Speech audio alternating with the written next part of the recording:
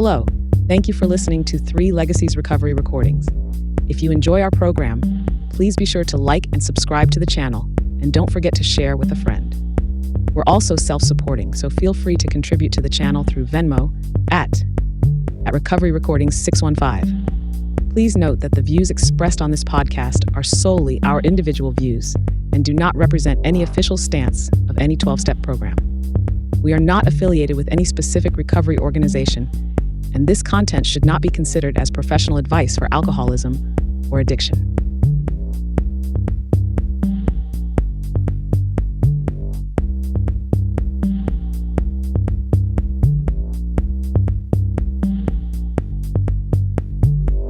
Hello, everyone. Welcome to 3 Legacies Recovery Recording Podcast, where we explore the ongoing journey of recovery and the spiritual growth that comes with it.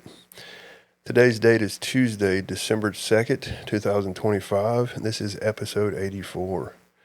Man, it's crazy. This has been a year. This month makes a year since I started this. It's been awesome. What a journey.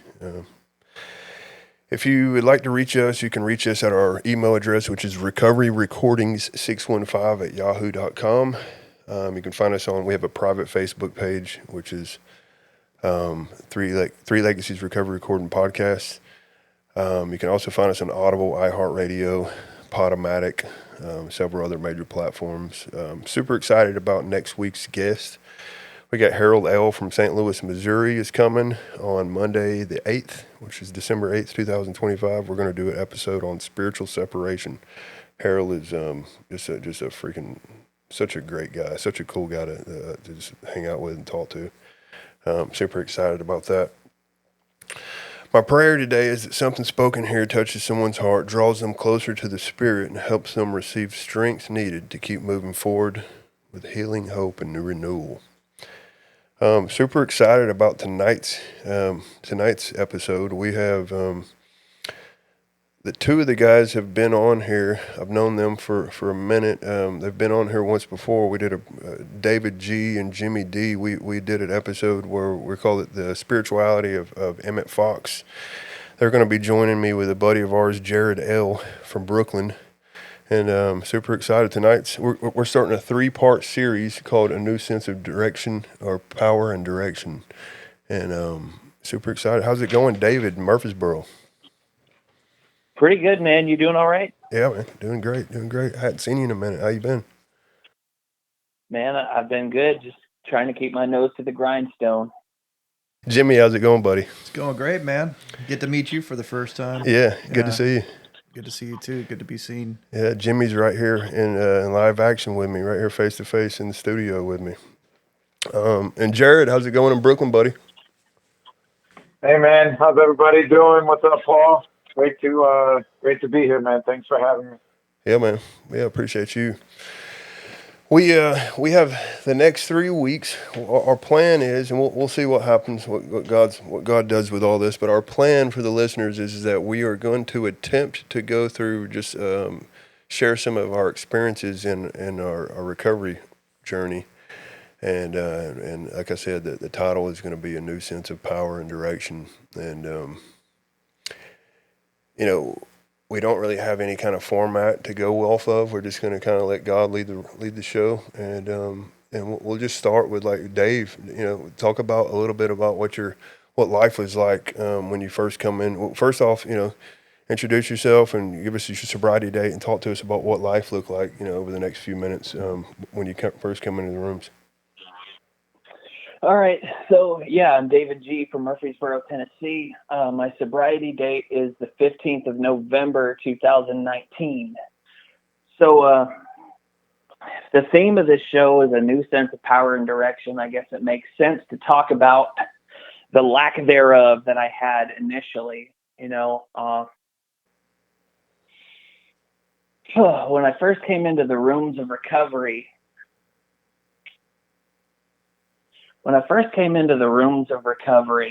I didn't know much. I had wanted to be a sober person for a long time.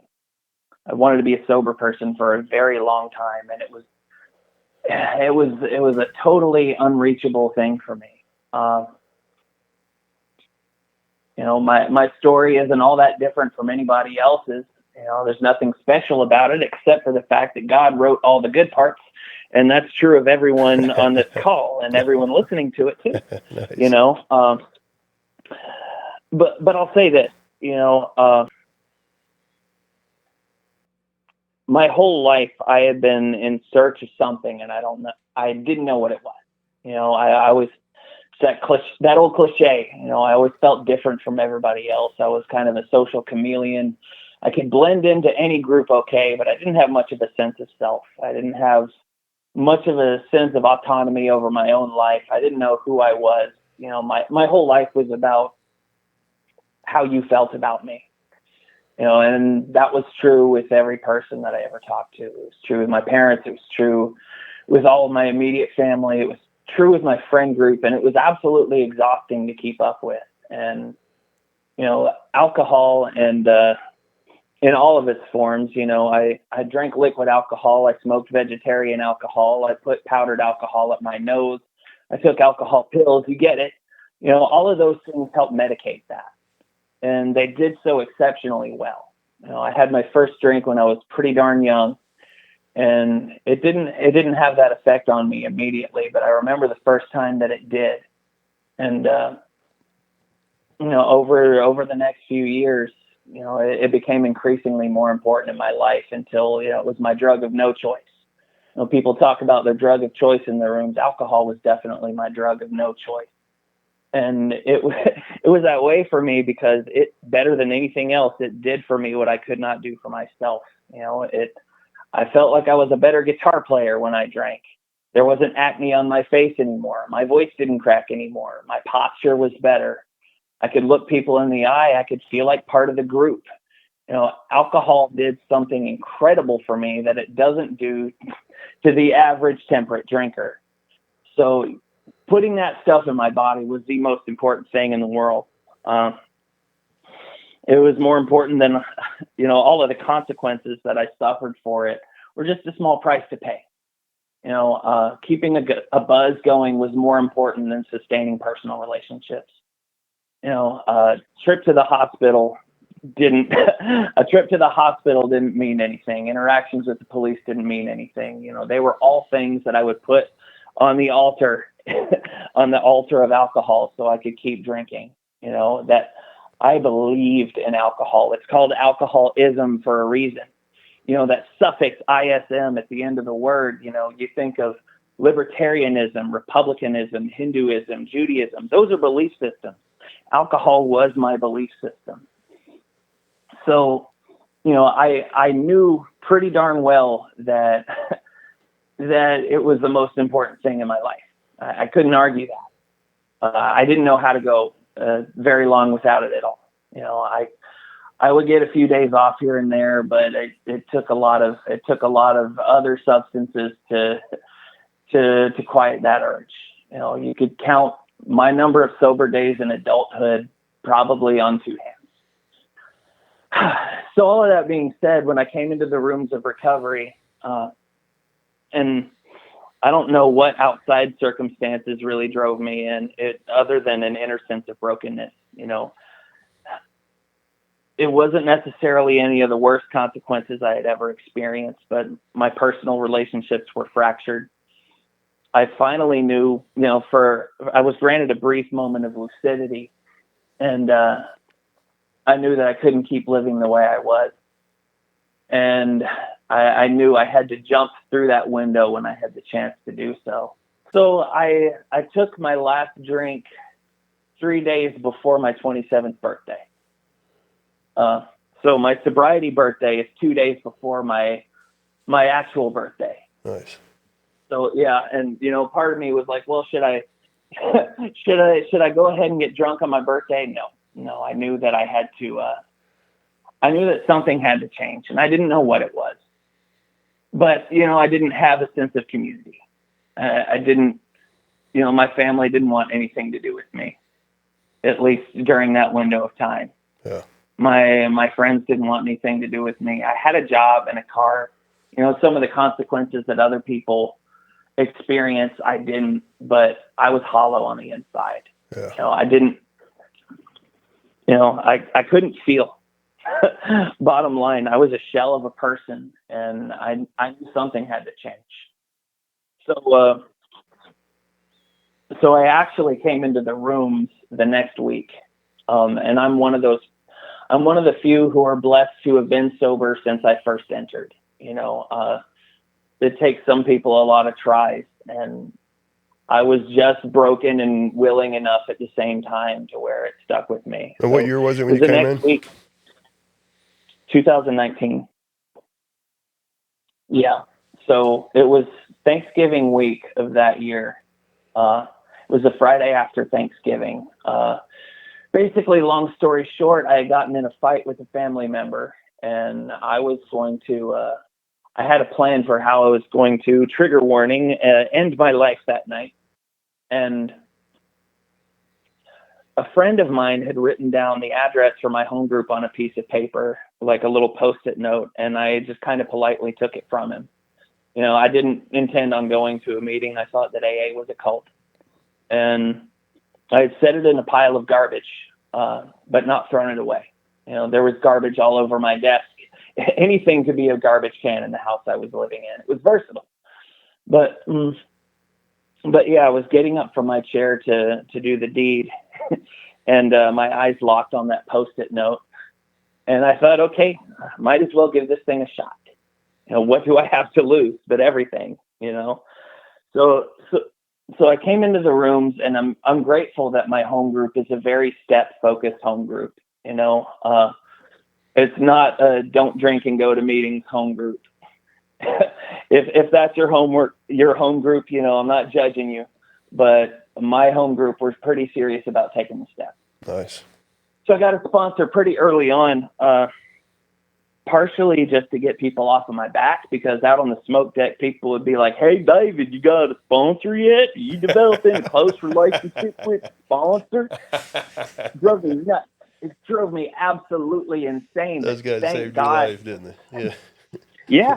Yeah. They annoyed the piss out of me, and thankfully they did.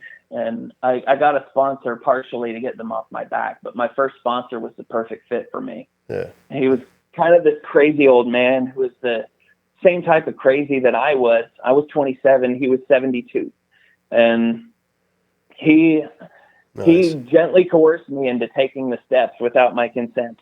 And, I'm really grateful that he did. I'm not a person who really argued with the ideas in the first step. The obsession, I had that. There was no qualms about that. And I could understand the terminology of the allergy too. I have in addition to alcoholism, I have celiac disease, which is an autoimmune intolerance to gluten. So wheat, rye, and barley are things that I cannot consume or my body will attack itself. So I was one of those people who would say, "Do you have gluten-free beer?" at a restaurant? And it was embarrassing, but I would do it anyway because, I had to get my fix. But all of that being said, the allergy concept made sense to me because celiac is a disease that behaves like an allergy. Yeah. And you have to remain completely abstinent from a substance in order for it to not get reactivated. So, that all makes sense to me. But I knew I was going to need some kind of industrial strength, higher power to to get through in order to get through the rest of the work, I was going to need a God of above and beyond my understanding. I had tried several different ideas of God on over the years, and we would part ways the second he stopped agreeing with me. So that was a sometimes quickly, sometimes slowly process. So yeah, so I came to know a God of above and beyond my understanding in Alcoholics Anonymous. And, the steps worked on me. The steps worked on me more than I worked on them. I'm not saying I didn't do the work, but I'm saying that the amount of work that God put into me does not equal the amount of work that I put into this program. I worked the program with all the willingness I could muster. I stayed diligent as much as I could. Yeah. You No, know, I don't take credit for my sobriety today.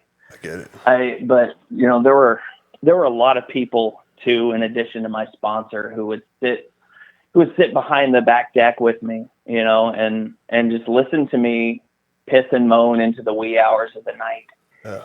And you know, I was finally learning how to come out of my shell. And I didn't think Alcoholics Anonymous would be the place where that happened for me, but God has a sense of humor, Yeah. you know. I can But relate. yeah, you know, what's that? Yeah, I can relate to a lot of that. I tell you, I was pretty delusional though when I first when I came in. I didn't know, like, I just didn't believe that there was any kind of God that gave two craps about me. Like, whenever, if you know, I was scared to death when when people would talk about God and that was going to be the solution. It's like, womp womp womp. Here we go. Here we go. My grandparents have been Yeah. telling me that my whole life. You know what I mean? And no, I love that. I can definitely relate to a lot of it though, with the experiences with the older guys that kind of drugged me and took me under their wing and stuff. And Jared, talk to us, buddy. Can you relate to any of that? Talk to us a little bit about your experience. Yeah, man. I mean, Dave, that was incredible. I was like listening intently, just identifying with, some of the feelings, for myself. I mean, I have a totally different story. When I got here, I was in a lot of pain for a couple of years, but it was it was like the pain of betrayal, you know, because I lived a life that was just so self-absorbed. I took a drink and I did whatever I wanted, whenever I wanted. That was it, and everybody was in the way. And I, when when you live like that, you're actually getting everything you want, you know. And I'm not going to say that I wasn't happy because I was getting whatever, I was like, I really, drinking and just that life, it just shot me out of a cannon so fast and so hard. I started drinking when I was 12, and then I stopped. I got sober October 29, 2003. I was 24 years old. By that time, I had lived like 5 lives, you know? So like I identify and I understand the premise of what we're trying to talk about here, which is like, a new direction and a new power. Brother, that was my whole life. I was looking for the next direction. What's next? Oh, I met this guy at a party who knows this guy, who knows this guy. And the bar was going lower and lower, and I was getting higher and higher. You know what I'm saying? So, so for me, you know, um, I think one of the reasons why I stayed when I got here was that, I got to the top of whatever mountain that I wanted, that I was there for myself. Like nobody could tell me no at the end. Nobody could tell me no. I was in a position where nobody could say no to me, and I could do whatever I wanted within reason in my small little world. But brother, I wanted to die, man. That was it. I wanted to. I always try to remember, like at the end, if I was in so much pain that if somebody told me, like, listen, you never have to feel this way ever, ever again, Yeah. but we're gonna take a finger, I would have been like, go ahead, cut that finger off right now. Like that's how desperate I was. When you're in that, and it's just emotional, like, it's just that torture that we know. Yeah. So like I think the difference is when I got to recovery, it was that, if we're gonna talk about power, like I had all the power all the way up until then in my mind. Meanwhile, I had lost control long before, and I wanted to get off the ride 2 years before I stopped. But I think what I really had to surrender to when we're talking about, and again, trying to stick with the theme, because I can pontificate for another 12 minutes. Um, but like that new direction that is not is not of my own path. Like, it's not my direction. It's not the next level of this thing that gets more money or that gets more woman or that gets more this or whatever for me. For me, it was a different direction where somebody, you know, the Lord showed up because that's what it was going to take. And I couldn't, it was like an accident. I'll talk very briefly about how I got introduced to recovery. And then I'll touch a little bit on what I think that power really, really, really is. So, like, you know, the power is actually, it's like something you can't be explained. Like, I couldn't have written this, you know, truth is stranger than fiction, right? So it was like one of these days that was same like every other day. You know, I'm out there, you know, I'm doing my thing, and it's 5 o'clock it's 5 o'clock in the morning because I'm actually in really good shape, you know, as far as like my drinking and drugging and the pain and all that stuff goes. I'm really good until about maybe 4:30 or 5 in the morning, maybe about 6 when the sun comes up. And that sun comes up and that sky turns pink, and then that first bird starts chirping and wakes up all these other birds. And that's when the agains would happen mentally. Oh my God, I did it again.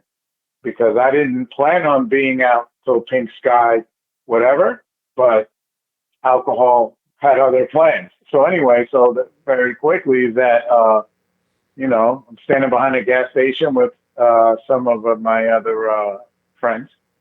And, you know, I just looked at this guy, not random guy, but a guy that was there. I randomly looked at him with so much, I guess, pain in my heart. And I said to him, I was like, yo, man, I can't do this anymore. I just can't. How old You was know? you at And this I could point, afford Jared? to do it. I'm sorry? How old was you at this point? Oh, brother, I was 24 years old. 24. I was 24. Yeah, and I looked at this kid and I said, bro, I can't do this anymore. And his eyes opened wide. He's like, oh my God, you just did the first step. I was like, I was like, yo, what are you talking about? I thought it was like Got cocaine him. psychosis. Yeah. Yeah, he was Got like, no, him. man. Yeah. He said, no, look. He says, I just came on parole. He pulls out a sheet from his pocket. He's like, I just came on parole. I've been going to these meetings. You know what I'm saying? And I was like, what are you talking about? He's like, forget these guys. We'll go home. We'll go to sleep. I'm going to bring you to a meeting tomorrow. That guy saved my life. Nice. Random guy on parole who didn't want to even get sober or change his life or get clean or whatever. He was there from the judge. I watched him get a fake 90-day coin. He gave a great speech, all of that. It was incredible. Nice. But he heard something and he saw me. Wow. And he said, boom, all right, I got this kid. Yeah, so then it was just like, you know, like the book says, what will become of me? I'll look like the hole in the donut, right? Yeah. That was my experience. That's how I got there. And then, you know, you start walking this path. And it's just like, for me, like the alcoholism didn't really show up until I stopped drinking. I stopped drinking. I stopped doing drugs. I put everything down. All of a sudden, man, I feel less than. I'm no longer the guy. You know, nobody's gonna love me. Like all these things, they were not there my whole life, and they showed up, and it was relentless, you know. But it was a little less painful than getting back on that horse, and they were just like, dude, just please come here tomorrow. That's all they really said. They're like, dude, just come here tomorrow. Sit in that chair, have some coffee. The cookies are a little stale. We know. Yeah. You know what I'm saying? Sure. And I'll wrap it up. I'll say that, like, you know, the reason why my sobriety date is October 29th, because I heard something in that month of October. You know, I was bouncing in and out for like a week or two. So I really surrendered. And I knew that if I drank on the 29th, by that time I had my son was like maybe 8 years old. And I was like, if I drink on the 29th, I'm going to leave that boy in a costume 2 days from now looking for his dad because nobody's going to take him trick-or-treating again. Wow. I'm going to do that to him again. Powerful. And I was just like, yeah. And that's it. I stayed. Wow. And as the longer I stayed, the wider the road gets. You know, in the beginning, it's like every pebble is a fucking boulder. You know. Yeah. And then, you know, there's some guys like you said that, you know, tell you all the things that helped me are things I didn't want to hear that were told to me by people I didn't like in the rooms. Yeah. You know. Yeah. Thank God. And that's what I mean, like that. Oh my God, are you kidding me? Yeah. These guys, like, it's the first place in my life where I was finally open to suggestion. You know, if we're talking about the steps, like vaguely, like that second step for me in the beginning was, is it possible, just possible for a second, Jared, that you don't have all the answers? And I was just like, maybe. It's like, all right, we're going to keep going. Like, it almost cost me my life. It cost me a couple of teeth, you know, detached retina, you know, a bunch of other stuff, like jails, hospitals, all the scrapes. And it's all of that for a maybe. But that's all it takes for us. Yeah, yeah. You know what I'm saying? Good stuff. Yeah, I can relate. Yeah. I can relate to it, especially the part like when you were talking just that hopelessness that you came in with, man. And I'll tell you, like I was in the same boat when it came to just I did anything. Only thing I ever did was what I wanted to do. You know, like the common theme over the last few weeks, the last couple months, actually, it was like, I remember when my grand sponsor, when I first got sober, he'd say, Paul, you know what the difference is between a child and an adult? He'd say that children never do anything they don't want to do. And adults do things they don't want to do because they have to do it, you know? And it's the same thing, you know? And then me and Scott was talking on the podcast the other day, and he was talking about, like, it's insane that, like, how much we make decisions based off, like, how we feel, you know, and what recovery's done is it's taught me how to like make decisions like not based off how I feel. It's given me smart feet, right? And I want to give a shout out real quick to for the listeners. Jared, he has a sober podcast. Jared, give him a little shout out so they can check your show out. Yeah, thank you for that, Paul. Yeah, my show is called The Sober Experience. It's on all podcast platforms. You know, Spotify, YouTube, everywhere. If you see like the picture, it's a picture of like one guy holding this huge cup of coffee. It's like spilling all over the place. I do interviews, and then I also do a lot of like solo episodes. Yeah. It's really it's been super helpful to me and some people too. Thanks. Yeah, I'm loving it. Good stuff. Jimmy, talk to us, man. What was your experience like after you came in? Like when you first come in, like scared? Was you scared? Let's talk a little bit about after you got here. Definitely. So, hey, everybody. My name's Jimmy D. out of Murfreesboro, Tennessee. Tonight I'm sitting here with Paul in Lebanon, Tennessee. So I was actually exposed to Alcoholics Anonymous before I was actually truly willing to get sober. So a little background. I was a late bloomer into addiction. I really did not start even doing anything until I moved out of the house, joined the Army. So I was like 19 years old by the time I even started smoking cigarettes. Didn't party in high school. I was pretty sheltered, pretty decently behaved kid. I had a wild imagination though. And my first duty station was Korea. And anybody that knows anything about getting stationed in South Korea knows it's party. It's party central, man. Nice. And I had a blast. And I started, drinking over there. And I didn't think that I had a problem, but I know that I liked the way that it made me feel. I was no longer the tall, lanky, balding kid. I felt like I was good looking. I was 10 foot tall and bulletproof. I just thought that's how alcohol made everybody feel. And, I didn't really get in any trouble like right away. Like it was like a slow burn. And then, I actually when I got back to the States, I didn't really drink that much. I'd drink here and there, but I was 20 and underage, and in the military, I couldn't buy alcohol stateside, so didn't really seem that big of a deal. But as soon as I turned 21, off to the races. Like, it was every night. Every night I was drinking. And it was funny because a lot of people that I lived near were like, dude, we think you're an alcoholic. And I wore that like a badge of honor. I'm like, hell yeah, I am. Yeah. Yeah. But I did not like sitting with my own thoughts back then. And that was before I deployed to Afghanistan. I hadn't really seen any messed up things. I just didn't like sitting with my own thoughts because I had severe self-esteem issues, like major self-esteem issues. And when I drank, I didn't have those self-esteem issues. I became overconfident. Wow. And I managed to get away with it on paper, but it was ruining a lot of my relationships.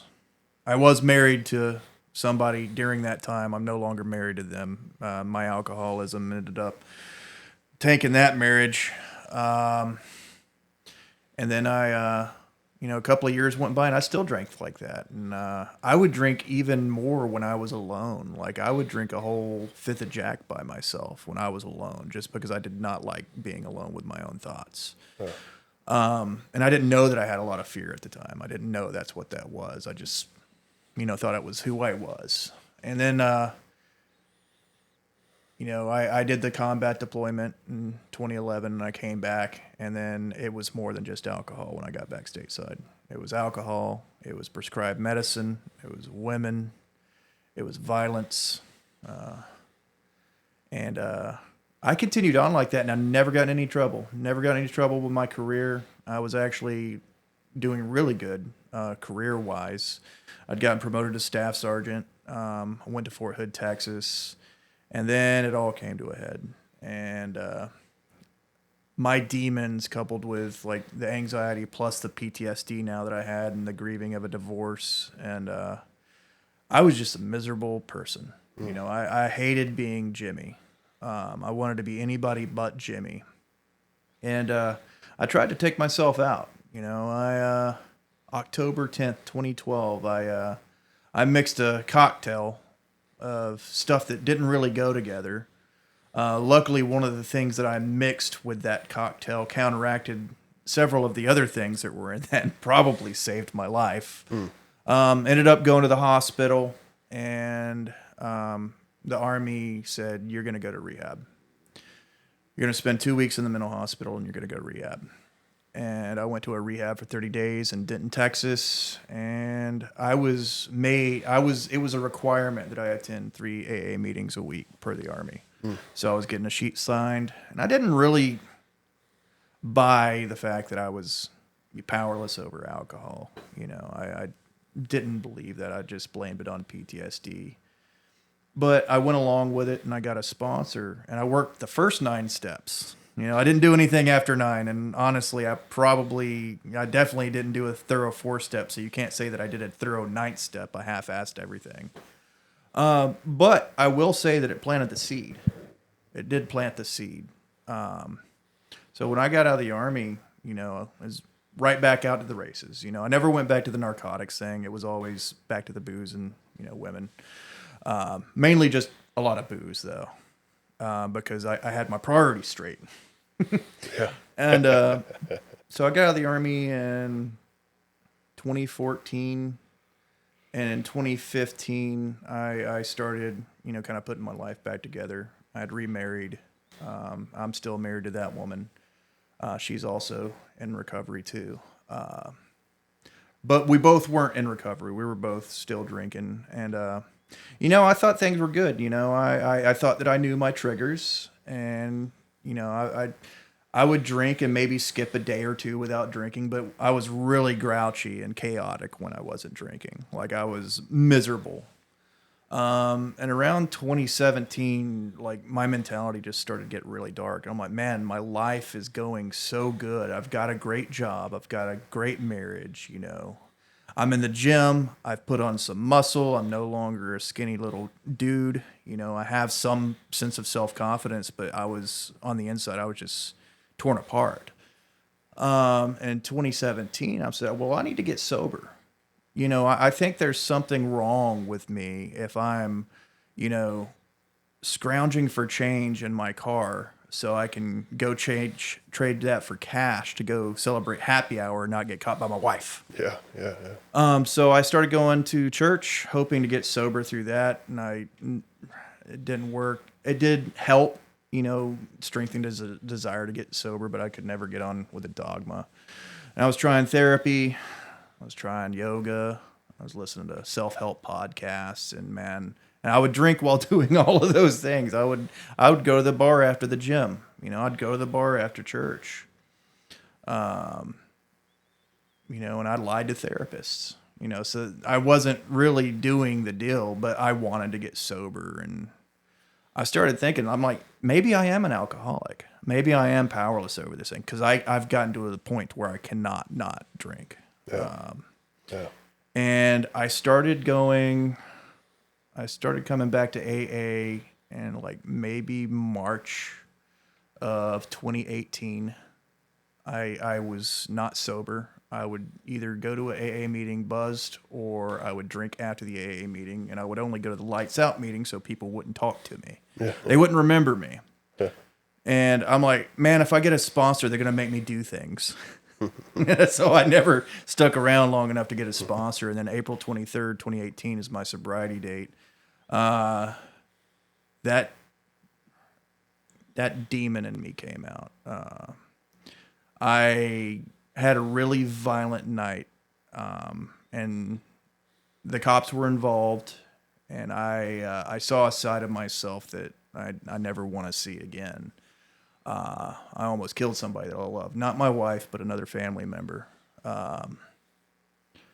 So I decided, let's go to AA and give this thing a shot. Pick up your 24-hour chip and open up. And I shared in that meeting. I was so angry. You know, I was so angry, and I was justified in my anger. And, you know, if you lived my life, you'd be angry too. Yeah. And I actually picked up a 24-hour chip that night. And after I shared, you know, they passed out the other chips. And I walked outside, and the gentleman who became my grand sponsor followed me outside and said, hey, you're the kid that almost killed his family member, right? You broke your fist on his head? I'm like, yeah, that's me. And he said, I got news for you, son. You're not angry, you're terrified. And like that, I'm like, holy shit. Somebody sees it. Somebody told me the truth. I thought I only knew that. And it was the truth. Like, I'm like, holy crap. He's right. Absolutely right. I asked him to be my sponsor. He's like, dude, I've got like 12 sponsees right now, but the guy that just picked up the 7-year chip, you know, the pastor who'd lost his faith, but he's 7 years sober and regained his faith through AA, he'll be your sponsor. Nice. So, you know, I went and asked this gentleman to sponsor me, and he said, what are you willing to do to stay sober? And I said, anything. And he said, I'm going to remind you of that. Yeah. I'm going to remind you that you said that probably multiple times. Initial and date right here. Yeah, pretty much. Yeah. And he sponsored me. He gave me 6 suggestions that I had to follow in order to be his sponsor. And, you know, some people were like, oh, well, that's not by the book. Wait, they saved my life. Yeah, sure. You know, he had me, you know, and this is before step work. You know, he had me praying to a God that I didn't believe in twice a day. That's 2 suggestions. I had to call him and check in and let him know how I was doing once a day. Nice. I had to call 2 other male alcoholics in the program and ask them how their day was doing. I couldn't talk about my day until they told me about their day. Nice. I'd read 2 pages of the big book a day and go to a meeting and do some service work. You know, I had to do that for 30 days before he'd even do step work. Every bit of that's in the big book. Yeah. Every bit of that's Yeah. I agree. You know, and he showed me where that is. But you know, you got some people like, oh, that's not. But it is what it is. But that, you know, that saved my life. And you know, I did that for 30 days, and I met with him in the trailer behind the Java Club in Jacksonville, Florida, because that's where I got sober. Nice. And cracked open the big book and went right to step 3. And I'm like, wait a minute. What about 1 and 2? He said, what do you think you've been doing for the last 30 days? I'm like, holy crap. And he explained it to me. And it was like really old school. And then, you know, we started doing step work. But, you know, I was taught in the Army we never accept defeat. We're soldiers. And admitting that I was powerless over a substance outside of myself, that was very humbling. Coming to AA, asking another man for help and following the suggestions was very humbling and terrifying at the same time, man. Like, I was a nervous wreck that 30 days I was a nervous wreck, but the entire first year during the step work, I was all over the place, man. Yeah. Well, let's talk. You briefly touched in, and we'll roll into, and you'd said that you pray into a God that you didn't believe in, right? So that was kind of sets the tone for what this relationship with God looked like when you first come in, right? Right. So I was curious on what your experience was. Was it the people that showed you so much love that kind of introduced you to this idea of a God, or like what'd that look like? Well, I grew up in rural North Alabama, and my exposure to God. I grew up in an agnostic household, but it was either your strict Southern Baptist or your holiness. Yeah. And I didn't really get down with that. The God that I was presented by them, I'm like, well, that's fire and brimstone. I'm not down with it. Yeah. And when I came to AA and I talked to the gentleman that sponsored me, and everybody else in the room is like, it can be a God of your understanding. And I think that's kind of what opened me up a little bit to it. I was still kind of, I still had that kind of attachment to, oh, this is what I know of God. Yeah. And I was being showed a different God when I came into the rooms. Yeah. If that makes sense. Sure, absolutely. That was the game changer for me. I think that's what kept me around, was that I was able to, was this second step thing where I was able to choose, like, oh, okay, I don't have to have the same God that that my grandparents or whoever taught me, or told me about. Yeah. It turns out that it's pretty much, a pretty similar guy. You know what I mean? But like, I didn't know how to approach that at the time, right? Right. Good stuff. David, so David, what's your experience with when you first come in? Like, what's your was you scared of God? Did you have somewhat of, did you have a loving God in your life? What'd that look like? So when I first came in, I was pretty well convinced that there was something. I've never believed in coincidences, and I did enough psychedelics to understand that there was a higher order of things, and I also had a pretty thorough religious education growing up, right? So some of the building blocks were there already, but I didn't know what I specifically believed, and it turns out that's fine. I had a friend who I came to a meeting one night, and I had a bad day, and I just kind of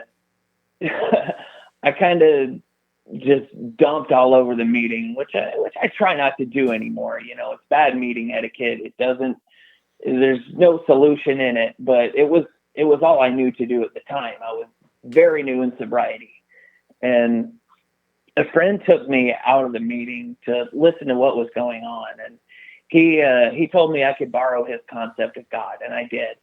And he made it look attractive too, because he was a musician and I'm a musician, and he actually needed somebody to play bass in his band. So Nice. and so he put me to work. Yeah. He put me to work, and I'm like, God wants me to be in a band. I love God. And that was one of the most refreshing things for me in early sobriety, was this idea that God is actually cool. Yeah. And it's okay to believe that. And it's okay to try and live that out,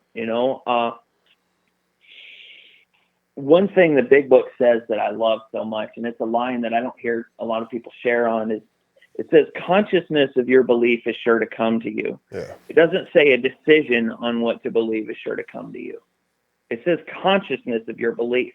That means at some point I'm going to become aware of what it is that I believe.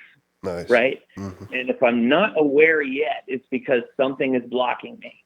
It's been my experience that that's kind of what the rest of the steps are for. Yeah.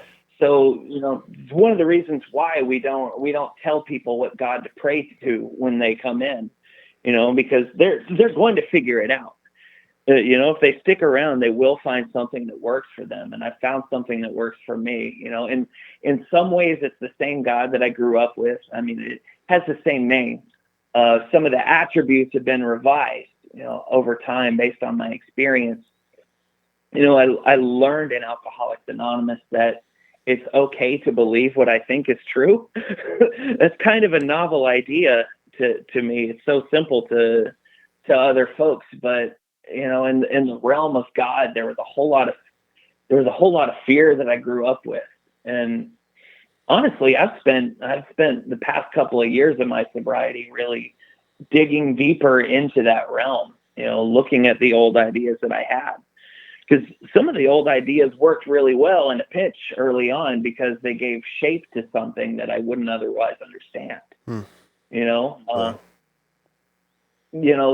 I heard a comedian say one day that, the name God is like a sheet we put on something formless to give it shape. And that's been my experience in Alcoholics Anonymous. I can talk to, over the years, I've been able to talk to people of different faiths. And when we get down to root principles, realize we're talking about the same thing. I've sponsored people who were agnostic, atheist, Muslim. One guy was a Wiccan and he's an evangelical now. Catholic, Pentecostal. We all have these different decorations that we attach to God to help us make sense of it all. But at the end of the day, it's been my experience that practice is more important than doctrine. Yeah, spiritual principles. Amen. Yeah. Mm-hmm. Yeah, and I have experience in a few 12-step programs, and the basic text of NA says that the first step has left a vacuum in our lives. So, I needed something that was going to fill that vacuum and give it new shape, new purpose, new direction. And, it's been my experience that if I stay involved in this process, that I find new purpose, I find new direction, I find new power. It's all granted to me at the right time. If I stay diligent, if I kind of keep my nose to the spiritual grindstone and try to stay on both sides of the sky. Seeking, right? It's just about seeking. Sure. Yeah. Yeah. To an extent, I do try to keep my head in the clouds with, seeking new spiritual experiences, but it's not worth anything if I'm not applying it on the ground.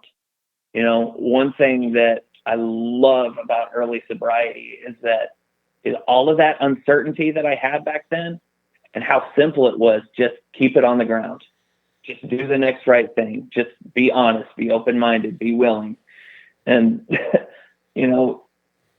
we agnostics says we could commence at a simpler level. And it's been my experience in recovery that no matter what the circumstances are, if they feel too complex for me, I can commence at a simpler level and try to practice these principles, and it'll all come out in the wash eventually. That's good stuff. Wow. Nice. I love that. I'll tell you what really stood out was when you said the consciousness of your belief. And me and Harold we did a series on the show where we were talking about how we have these beliefs, or we'll say for years, oh yeah, this is my belief. Yeah, this is my belief. This is my belief. But at the end of the day, like when you actually do an honest inventory and look at the situation, you're like, wow, like that's the furthest thing from the truth. You know what I mean? and it goes into like those old ideas, what kind of old ideas do we have which is the common theme all the way through we agnostics, right? Like over and over and over again, it talks about setting aside prejudices, lay aside, we beg you to lay aside prejudice, so man, that's powerful. I love that. The consciousness of your belief. It's saying that, a smidget of awareness is about to show up, and yeah. Jared, talk to us about about you.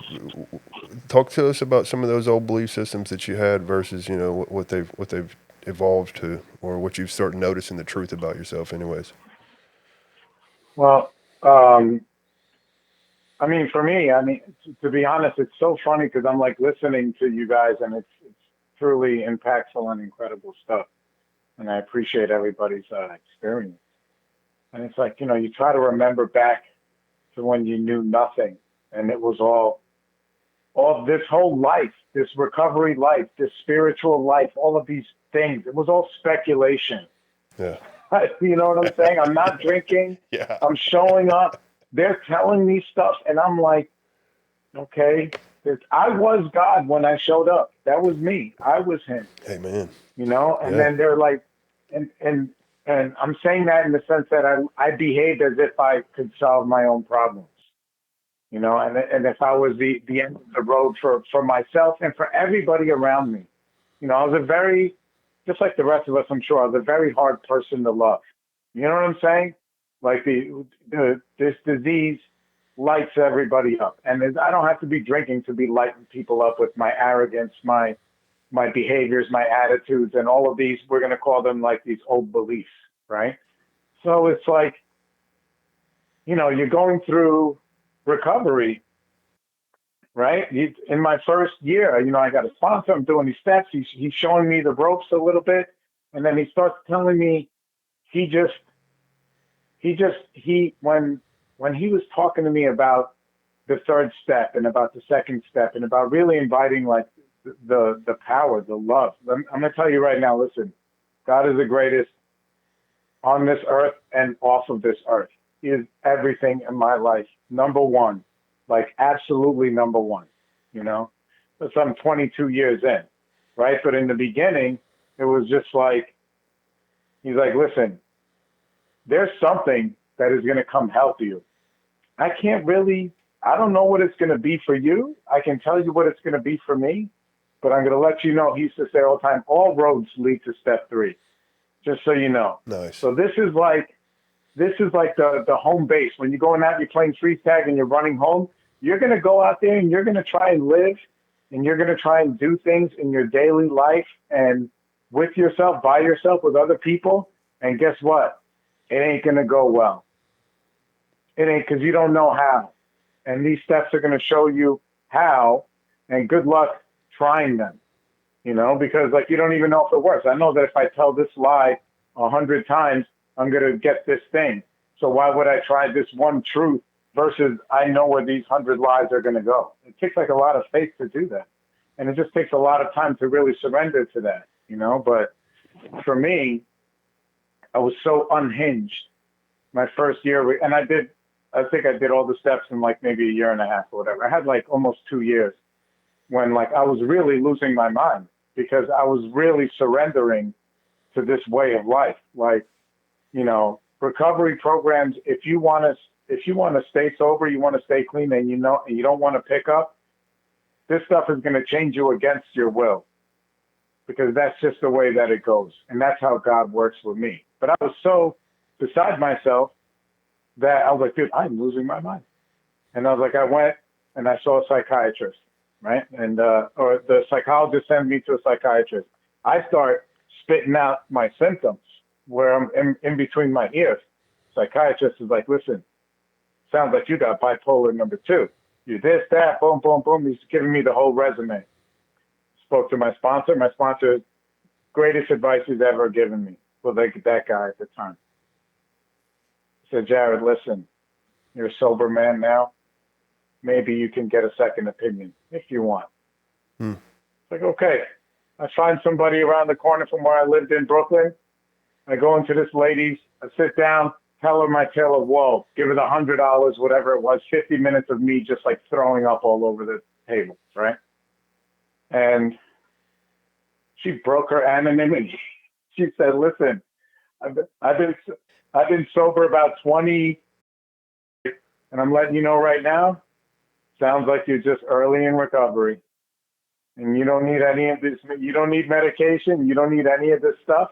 But if you have a home group, you have a sponsor, at that time I had a detox service commitment. You're working the steps. I could, at that time, I'm in her office and I have sponsees at that time. That's how crazy I was. But I was taking them through the book anyway. So she's like, listen, if you still feel like this a year from now, maybe we'll consider something else. And from that time until now, medication and all this other stuff is definitely on the menu, but I've yet to have to do any of that kind of thing. Yeah. But it's through those experiences where I take a suggestion that's against my nature that ends up being what's good for me, not what I want. Not what I want. What do I really want? I want to paint myself into the corner, lather myself with the soap of self-pity, and be like, see, I told you this wouldn't work. There is no God. Nobody loves me ever. Yeah. An ugly God. Like that whole story. Yeah. Versus like, no, man, you matter. And I started to feel that. And it was, like it just pulls you. When you get in touch with that higher self, you get in touch with God, you get in touch with that big love. Like that's what it is to me. God is like the big love. Like it's just going to pull you like a little bit at a time. It's going to say, okay, now maybe let's fix your credit a little bit. Maybe pay off some of them bills, the people that you owe money. Maybe work an honest day. Maybe do this. And not everybody picks up the phone and all that stuff. And, you start praying to the big love, to the guy in this, whatever is giving you that relief that it's not even the relief I get is from me doing the right thing. And then the result of that, that's where I get the relief. But I need the courage because by myself, even now, brother, if I drift, it's over. Oh my God, dude, he's got us right now on this phone call right now. He's with us right now. He's up there, he's looking down, weeping. He's like, look at these four bozos talking about me. You guys thought they were losers. Look at that. He's crying to his friends, pointing out, look at my guys from the basement, living that life that when you have it. And then you bump into somebody who's got like 30 days and he's like, yeah, I'm going to go do a hot yoga retreat and I'm going to go do this to get spiritual. And he's strutting and he this. Yeah. You're like, okay, pal. But that's everybody's process. And I love it. And that's why I love listening. I could have listened to the two of you talk for the rest of the night and could have just washed dishes because God is the greatest. I promise. Oof. Jared, let's go into, man, I love all that, man. I love what you said. It all goes back to step 3. I was talking to this old timer probably about 2 years ago. My wife was doing a sponsorship workshop over across in Nashville, about 30 minutes down the road, and this guy was in there with her, a guy named Larry, and afterwards, like I was just drawn to him, and at the time I was really going through a lot of like step 6 and 7 experiences, where I'd have these like big shifts on like, wow, dude, like I literally don't have what it takes to be like the guy my heart desires. You know what I mean? And I was going up to this guy, Larry, and I was talking to him about it, and I was going along, coming at it with like a step 6 and 7 approach, right? And he was like, oh, you just experienced step 3. And I was like, what? Right? He was like, yeah. He said, being convinced any life run on self-will could hardly be a success. And I was like, what? It's funny, like, the longer you stay sober, how you can see how, they don't, like, the numbers just fall off, and it's just one big way of life. Like, okay, how can Paul doesn't have what it takes? There's a powerful God that's loving and available and eager to get to know me. He's just want me to turn towards him, and that's the sufficient power that it's going to take for me to get through life, And I wonder what's standing in the way of that, right? And which is a good introduction to the next section, which is like, when I got to 3, sure, like I think the first handful of times I did work the steps, it's oh, okay, I didn't really understand. But after I'd been working the steps a handful of times and I was several years sober, by that point I had enough meat on the bone and enough awareness in me where I was like, holy crap, I'm a selfish piece of crap. When I finally got to the 4th step, because, you go through in the big book where it's talking about like, the actor trying to run the whole show. Oh yeah, I get it. Okay, yeah, I get it. It's trying to arrange the lights about like, oh yeah. Even in his best moments, a producer of confusion rather than harmony. Oh yeah. And then you don't really experience that for several years. I didn't, anyways. Let me put it. I didn't. And like finally, I'm several years sober, and it was like, holy crap, I'm a freaking selfish prick. and I don't know how to quit. Like, how do I stop this? And I didn't have the power. And I didn't start experiencing that really until I got into like a solid 4-step years into it, where I started doing an honest inventory. A business which takes no regular inventory usually goes broke. And if an owner of a business was to be successful, he cannot fool himself about values. There was a lot of objectionable things in my life that I didn't find quite objectionable quite yet.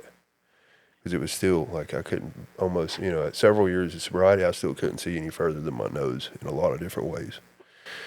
So Jared. Yeah, because you're like incapable of being honest. Like you don't, you like literally don't know how, and that's what the program is about, right? Yeah, it's like I'm doing these inventories, and I don't even know how to be honest. So let's roll into 4. It doesn't exist. Let's roll into 4. What was your experience whenever as you roll into 4? What was some of these inventory? What did you discover in some of this that you wasn't aware of before? So where we're at right now, guys, is we have 30 minutes. So let's do like maybe 5 minutes or so and touch on just what your beginning experience like with as you started to roll into step 4. When I got into step 4, like number 1 was that it was at this point that I realized that other people were not doing the step work, and it pissed me off pretty good, because I was complaining to a guy at the coffee in the meeting, like, oh, these columns are killing me. And he's like, what are you talking about? I was like, oh my God. Right. Anyway. So what did I get? I found out, I'll say a couple of things. Number 1 is, 2 things. 1 is I'm not as sick as I want to be. I really like my main character defect is self-pity and like you don't understand. I'm the exception to the rule. So I'm without I obviously I need above human aid, but like I'm not as sick as I want to be. And he's like, dude, But the other thing was, and this is just practical application. And I'm interested in what everybody else has to say, but this is what was like shown to me. It's like you do the step work and then you do this exercise and then you get something and then maybe you do it again, you get something else. But like, it doesn't tell you what you're going to get in the book. So like what I got was when I was doing the column was like, this is how I started to learn about how to turn the flame down on all of my vendettas and all of my anger, all of my resentment, because it's like, okay, the guy in the first column, whatever, Mr. Brown. Right? First of all, it's a very bad thing in the book. I mean, look, the guy's going after somebody's wife. He's taking a job. I mean, he should really be mad at that guy, right? But the truth is like when I get to my part, is like what I learned was to ask myself, whenever I'm angry at anybody, have I ever done what that person has done to either them or somebody else? Yeah. It's like, have I ever? And the answer is always yes. Yeah. Then who am I to be this upset? Or worse, right? We've either done that or worse. Yeah. Right. Yeah. So that's what I learned. My sponsor would be like, have you ever? I'm like, yes. He's like, so who are you now? You're going to be this guy that you act like you ain't never did something like this? I'm not saying you give the guy a break, but easy. You're walking around like you're a saint, and this guy just cut you in line, and or whatever the stupid infractions are, whether they be severe, some abusive, crazy stuff, or something that I'm just not getting my own way. But it gave me the roadmap to turn the flame down on all of my impulsive responses to life. Nice. And over time, it's like, I've just gotten better at trying to manage some of that stuff. I'm interested in what the other guys got to say.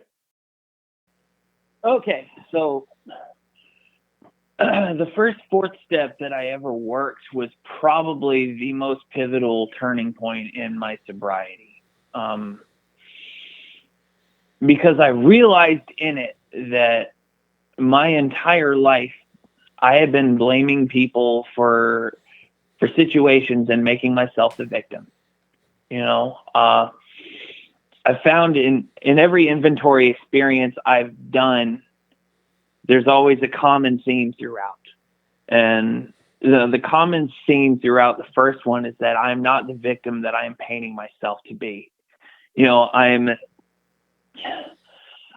had kind of tried to zen my way through life. Some people come into recovery talking about how they need to just get out of the way And my experience was that I spent so much of my life being incredibly passive that I was, I, I was a master manipulator in being passive, if that makes any sense at all. Sure. And Yeah.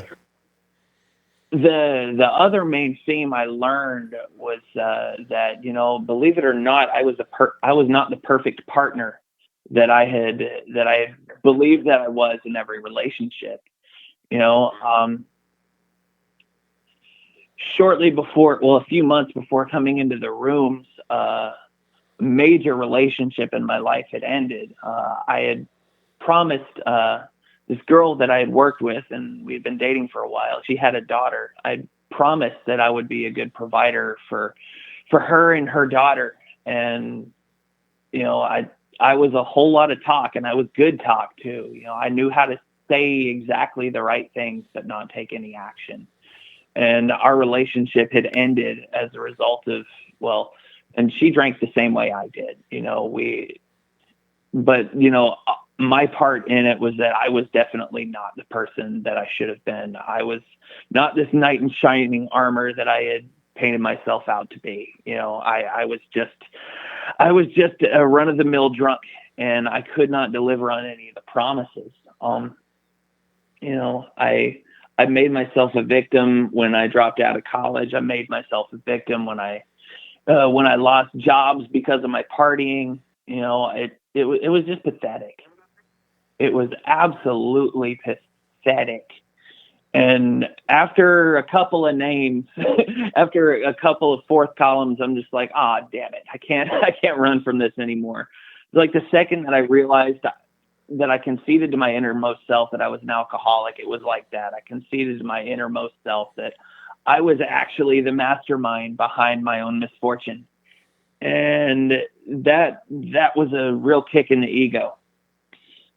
But, on the other side of that coin, the 12 and 12 talks about, and I don't advocate working the steps out of the 12 and 12. Let me just say that. But the 12 and 12 talks about the 7 deadly sins in step 4: pride, greed, lust, anger, gluttony, envy, and sloth. Right? And the word sin, and I'm going to try not to get too esoteric here, but the word sin that we use comes from a Greek word, hamartia, which means to miss the mark. So what that tells me in step 4 of the 12 and 12, that all of these patterns of behavior are me missing the mark. And throughout my life, I had been aiming for the mark. I had been aiming for the mark and just missing it because of my misguided instincts.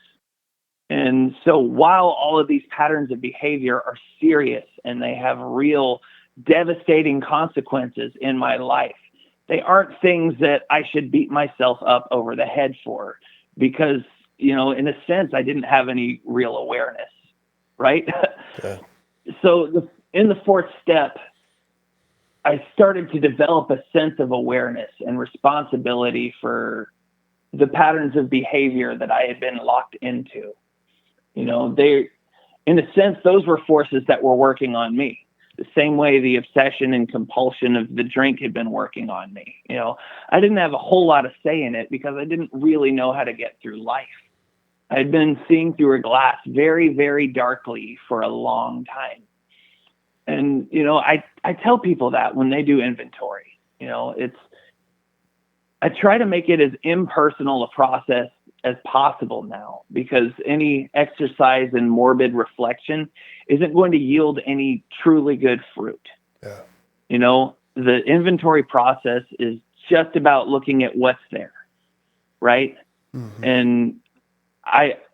And this is going to sound cheesy, but after writing my first 4th step, I was sitting in the Walmart parking lot, and I had been putting it off for a long time. When people would ask how I was doing, I would say, working on the 3rd step, which is code for not working on the 4th step.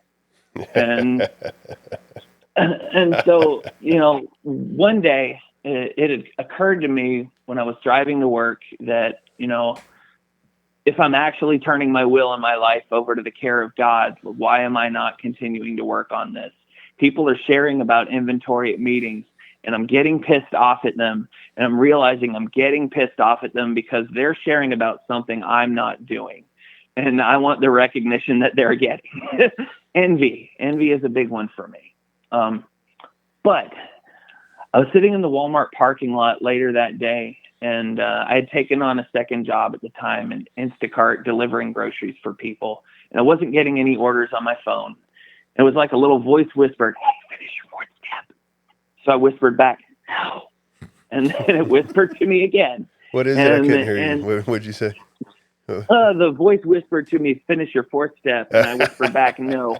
And it was insistent, you know. That's funny. It was one of those voices you could almost audibly hear, you know. And so I sat there, I put some music on, and I'm like, okay, I'm gonna sit in this hot car, and I'm gonna work on this.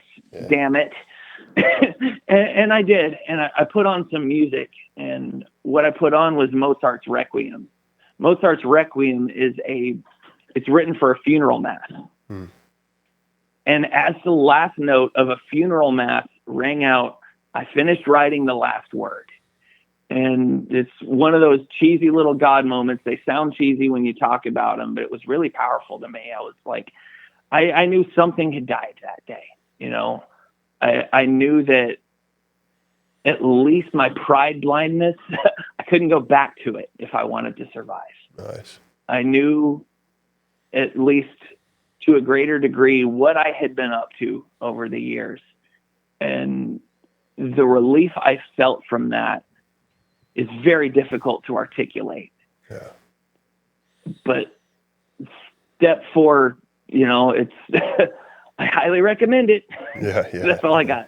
Nice. It's fun. So you can't unsee something, right? And yeah, Jimmy, let's talk about the same thing. Like, what was your experience like rolling into the 4-step, or you know, briefly, let's go into what did you just discover from the 4-step, and was it your first, second, third, fourth? What was it? So in 2018, when I actually wanted to get sober and do the steps instead of checking boxes, that was my second 4-step, because I'd done a half-ass 4-step in 2012, and I want to say that was maybe 2.5 pages, and that was not a thorough or honest 4-step. That was just to get, you know, hey, Army, get off my back, I'm doing the thing.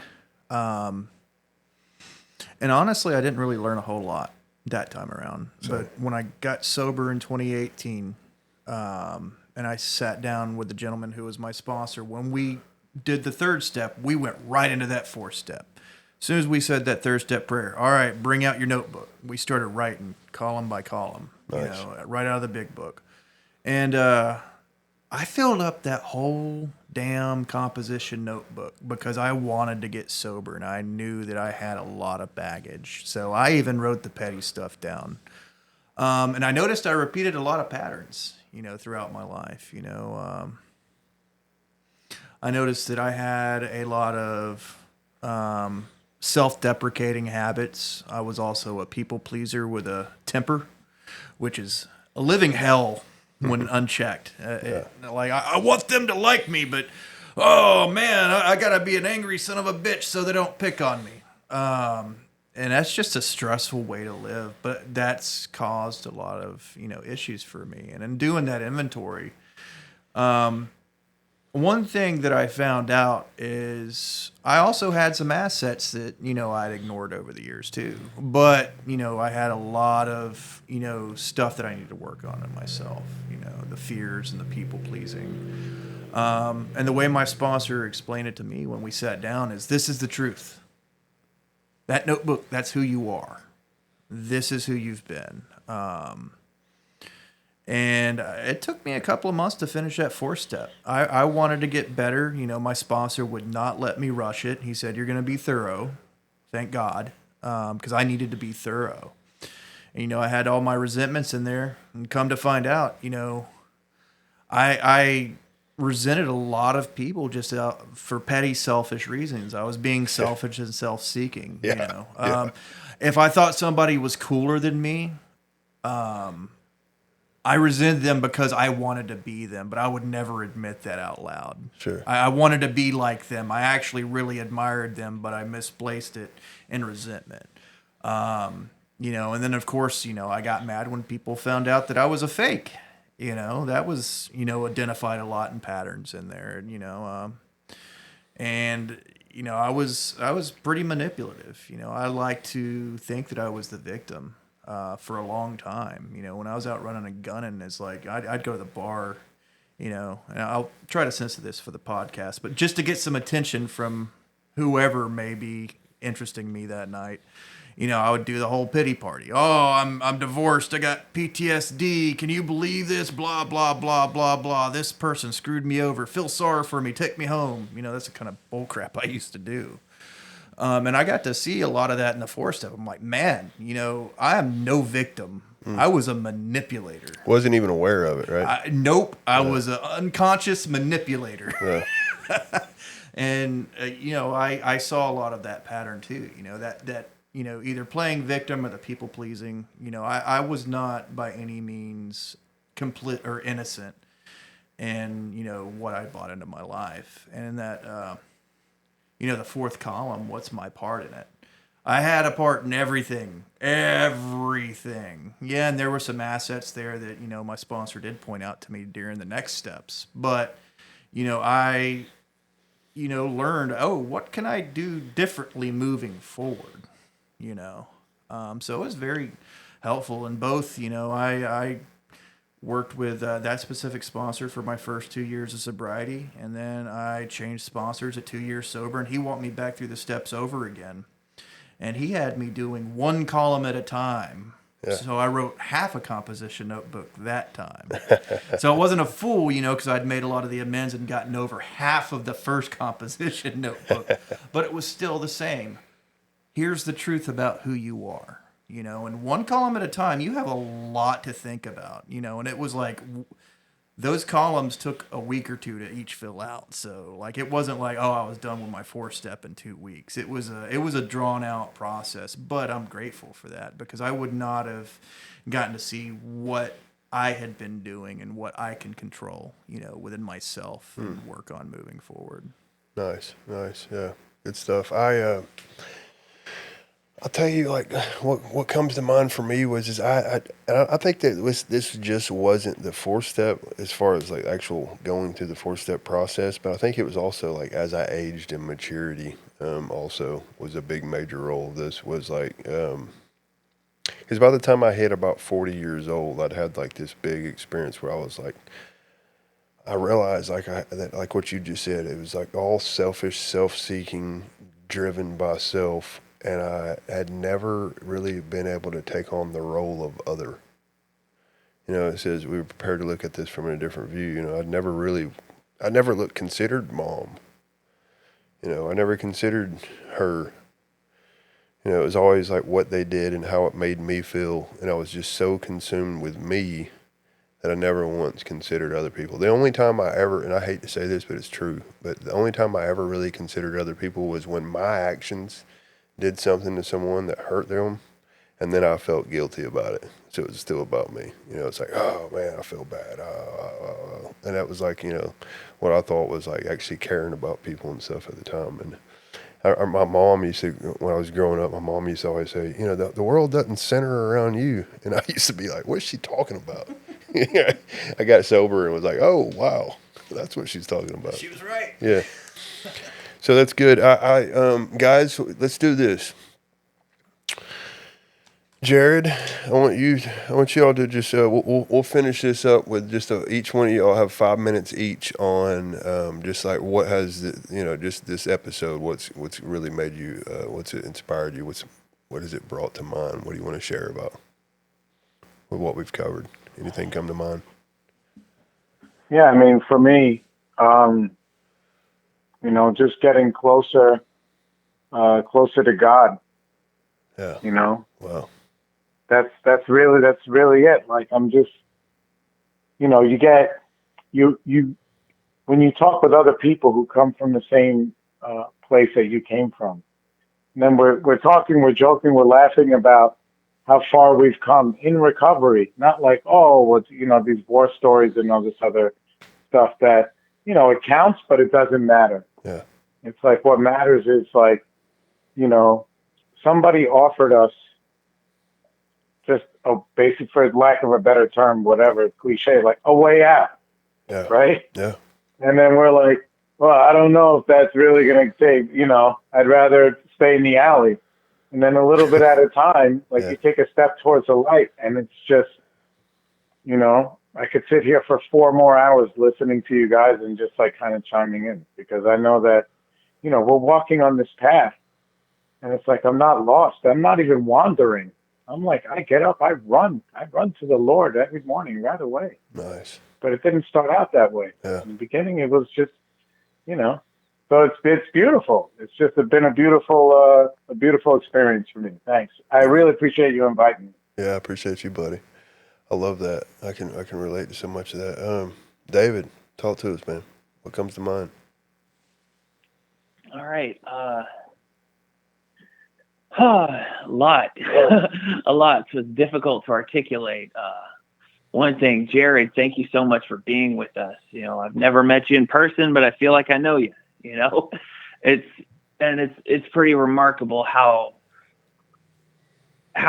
alcoholism and then recovery from it brings people together. How, number one, how you can find, in a sense, you can find the same people everywhere all over the world, because we've all suffered a common illness and we all share a common solution. Another thing that really struck me is just the fact that we're all having this conversation, like being super vulnerable in a public forum, right? It's not something where we have to like really craft a presentation to make it pristine, to appear a certain way before the public eye. We're doing this on a podcast, and yeah, I'm not going to share my whole fifth step on this podcast, but we're getting on here with no real concern for public acclaim, saying, yeah, like we used to be not so wonderful people, and look how we've been transformed. Look how we've recovered from a hopeless state of mind and body. And it's a beautiful thing. There's that old saying, the finger that points to the moon is not the moon. Well, we've done a lot of pointing to the moon today. I could really, I'm like Jared, I could participate in this conversation for 4 more hours. I'd probably feel like crap in the morning if I did. But I would love every minute of it. Yeah, Alcoholics Anonymous never, ever ceases to amaze me. Hearing the different perspectives and all the different sides of the same coin, all the different fingers pointing to the same moon, it's been the trippiest thing I've ever gone through in my life. And I'm still here for it, man. That's all I got. Appreciate it, buddy. Jimmy. Yeah, I'm really happy that we all got to do this, and definitely glad that we added the third Beatle. Can you hear me? Yeah, I can now. Yeah. Yeah. So I'm really happy that we all three got to do this. And I was just saying when I was farther away from the mic that I'm happy that we got to add the third Beatle. Jared, I'm glad you could join us. The third Beatle. The third Beatle. Yeah.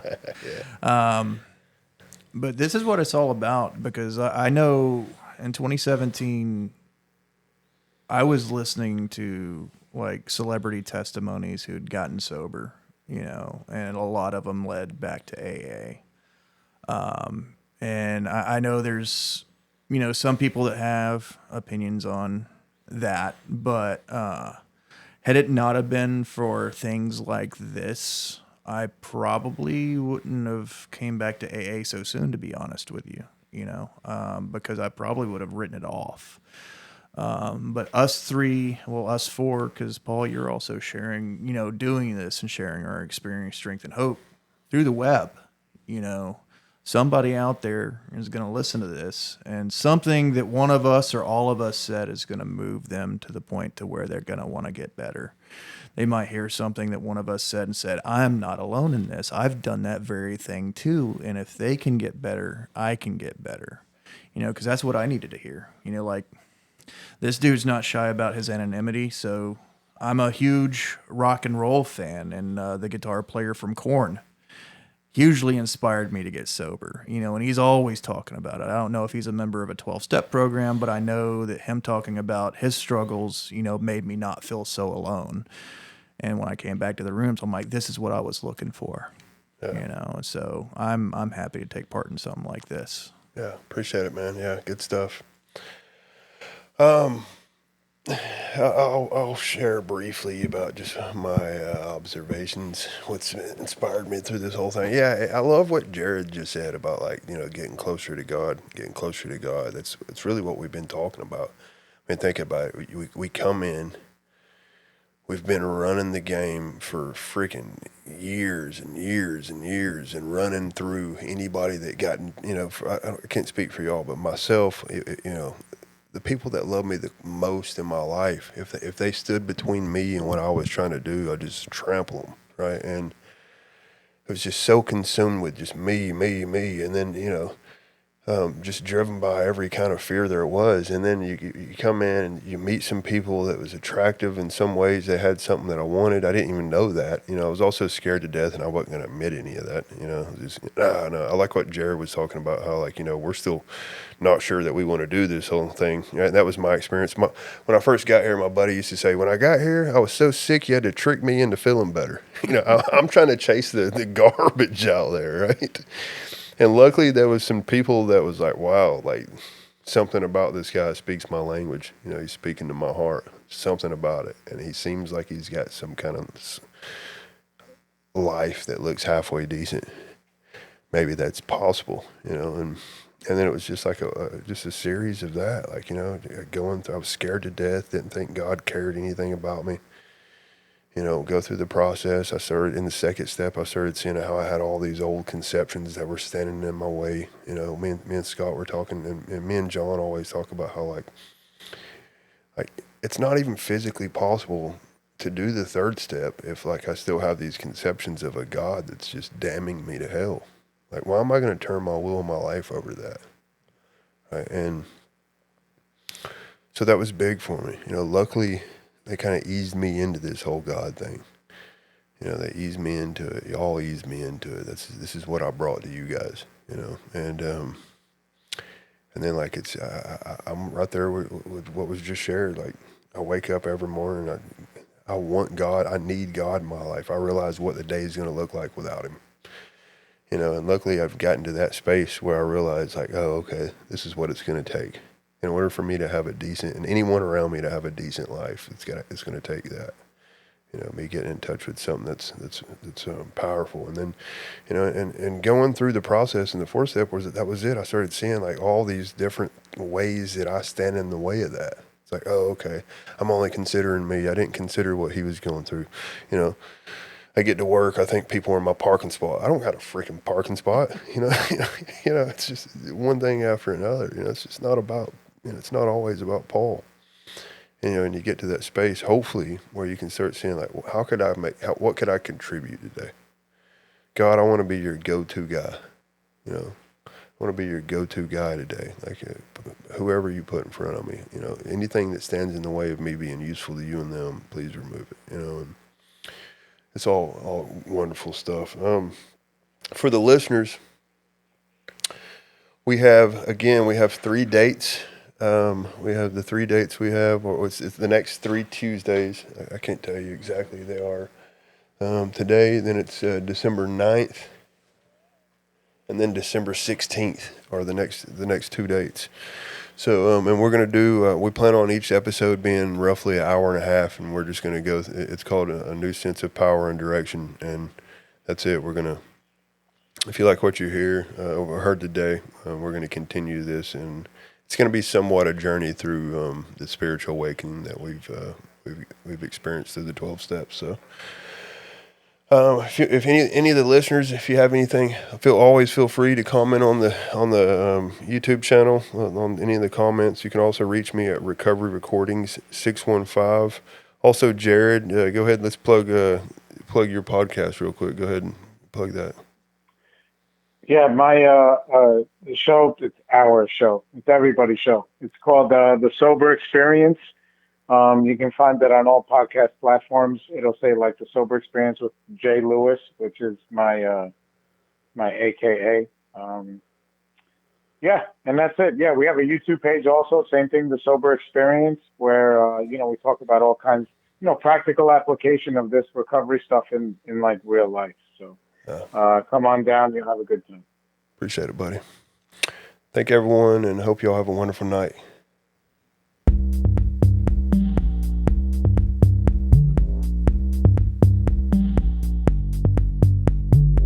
Hello. Thank you for listening to 3 Legacies Recovery Recordings. If you enjoy our program, please be sure to like and subscribe to the channel, and don't forget to share with a friend. We're also self-supporting, so feel free to contribute to the channel through Venmo at Recovery Recordings 615. Please note that the views expressed on this podcast are solely our individual views and do not represent any official stance of any 12-step program. We are not affiliated with any specific recovery organization, and this content should not be considered as professional advice for alcoholism or addiction.